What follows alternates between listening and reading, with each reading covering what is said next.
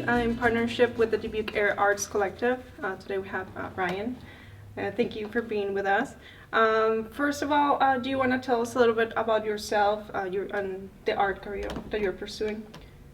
Yeah, I'm based out of Iowa City, where I teach there. I have my studio there. I mostly do painting, drawing, and I like to write from time to time, but I haven't tackled writing as much as I'd like to. As far as my art career, I would say it started maybe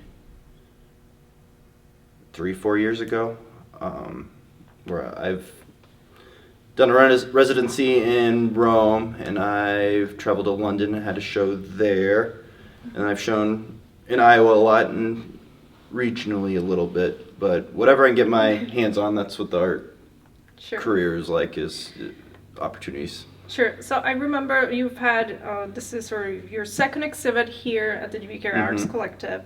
And the first was a storytelling exhibition, a group exhibit.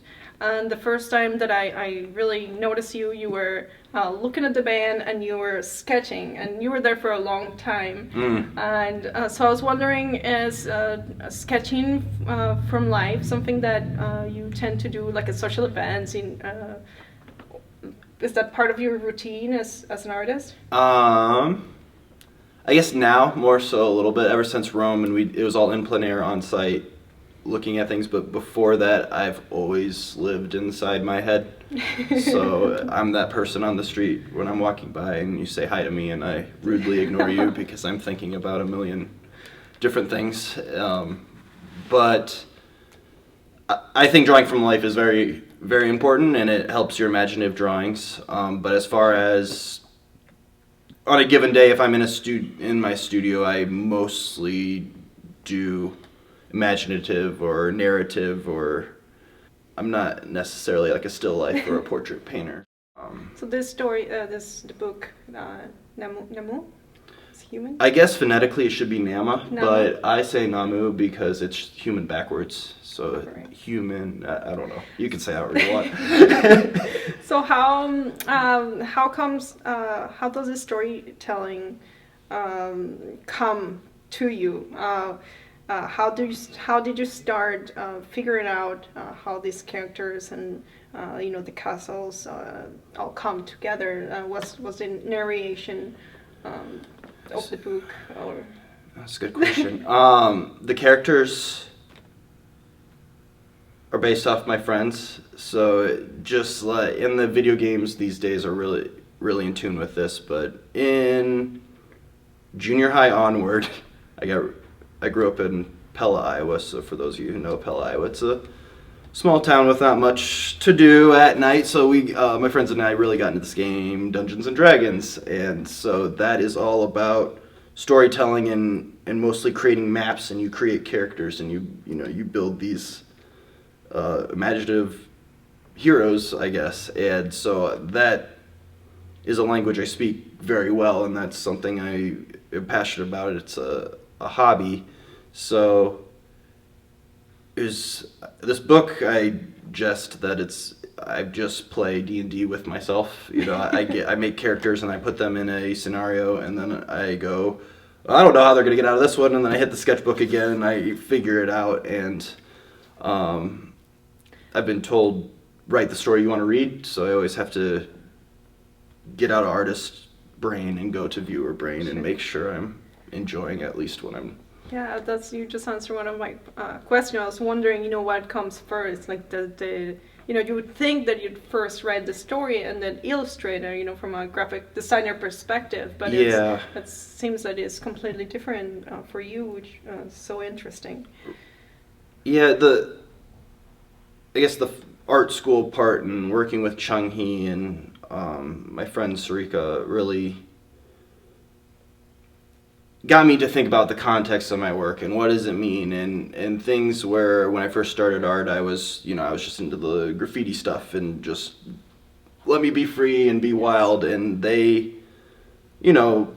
not directly and indirectly influenced me to, why am I drawing the things I'm drawing? What do the monsters mean? And all that. So I guess I did create the world first, because each each layer of the world is, if you want to get into the underlayer of everything, a commentary on classism and pollution and, politics and all of that. And those are things that I'm a very opinionated person.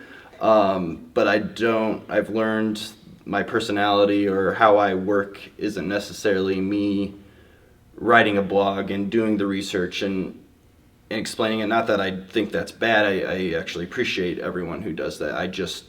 That's not how my brain works. And I know me just being obsessed with Dungeons and Dragons, being obsessed with fantasy stories and wanting to be these heroes I read in books and not even knowing who some of our American world heroes are because I wasn't paying attention in class and drawing instead. But so kind of taking my younger self, my childhood self, and realizing how much I was influenced by stories and writing, I felt I could have this serious undertone, but on the top, the top layer, the surface layer is these monsters and robots just solving a mystery.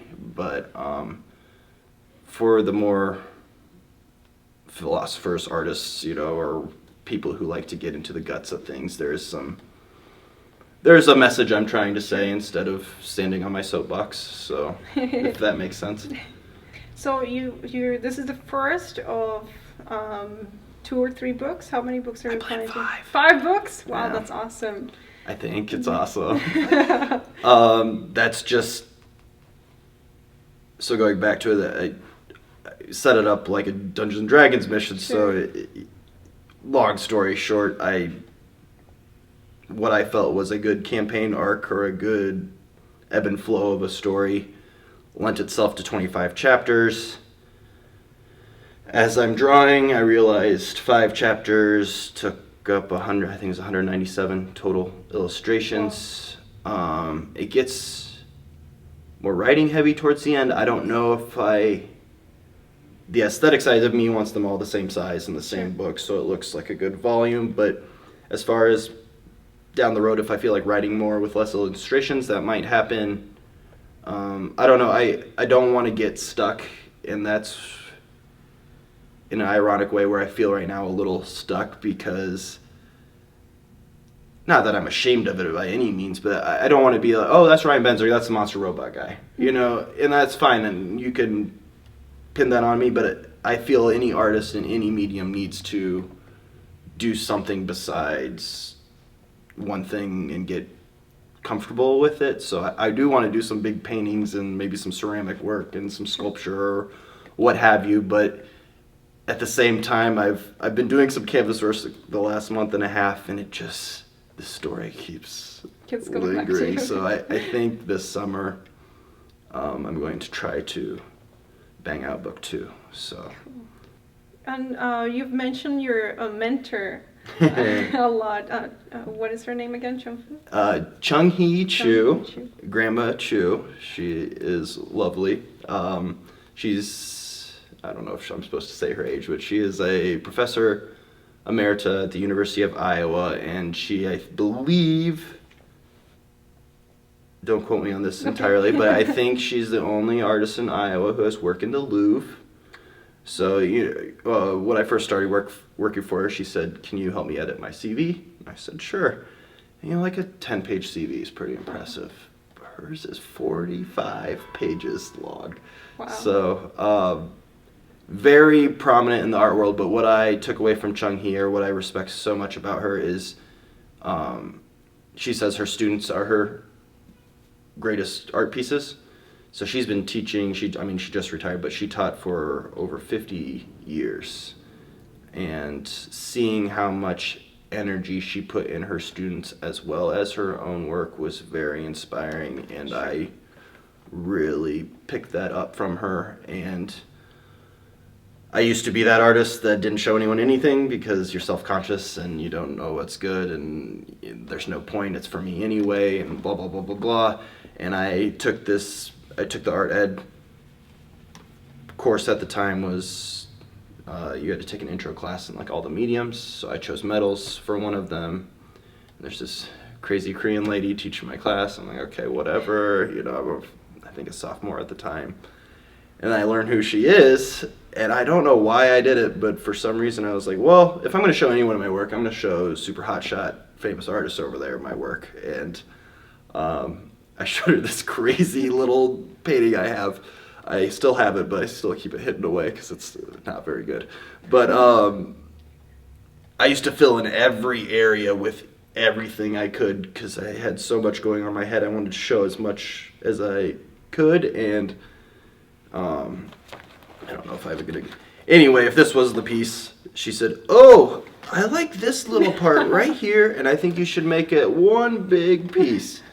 And that just blew my mind because that little part was maybe a 1 second scribble, of a guy. I think it was a guy playing a piano or something. And it's like that? Yes. And so that's where it all started. And I, like any ambitious student that wanted to impress his teacher, I came in the next week and showed her the next one, and she'd keep, she was nice at, I wouldn't want to say nice at first, but she was very encouraging at first, and then once she told me, you're talented, and I said, well, I guess if you say so. And so she kind of took me under my wing, or her wing, after that, and she just pushed me, and that's when I started taking myself seriously as an artist. Before, I saw myself more as being an art teacher. Because I just like kids and imagination, and kids are the master imagination, so that's why I thought that profession would be good for me. And so what would you tell other artists, about them getting their work out there, or getting art galleries to display their work? And I say this because it was just reviewing your applications, yours were... it stood out from other people who have applied to our exhibits here at the art gallery.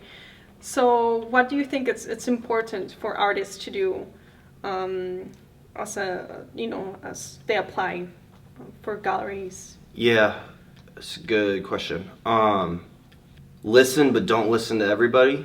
Listen to the people you trust. Listen, so like for me, so what Chung-hee said, and any, professional, but, sorry mom, but anything my mother said, or, someone who didn't necessarily know what I was going for or understand what I was doing, because you're gonna, you can post something online and be like, what do you think? And you'll hear everyone's opinion, and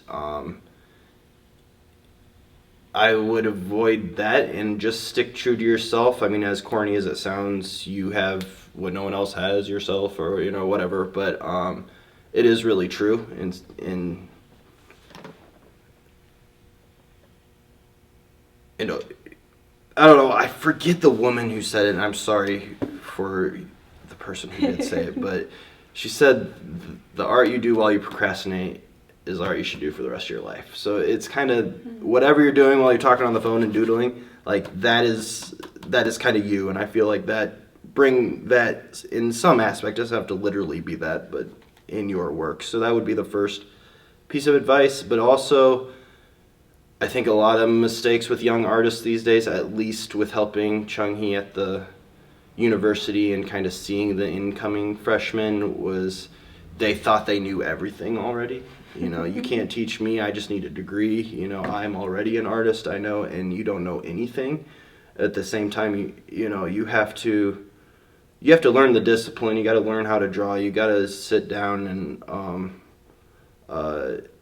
you have to learn how to eat it for a year. You just take criticism and your stuff's not going to be very good at first, but that's not the point. It's seeing the potential in it, and I think that's what Chung-hee saw in my work. I wouldn't probably show anything I showed her that first year, but she saw where I was going and my drive and my ambition, and I listened to her. But at the same, it's really contradictory, the advice I'm going to give, because you have to do what you want to do, but you got to also take those people's advice. But in the end, it's your artwork, and you make the final say.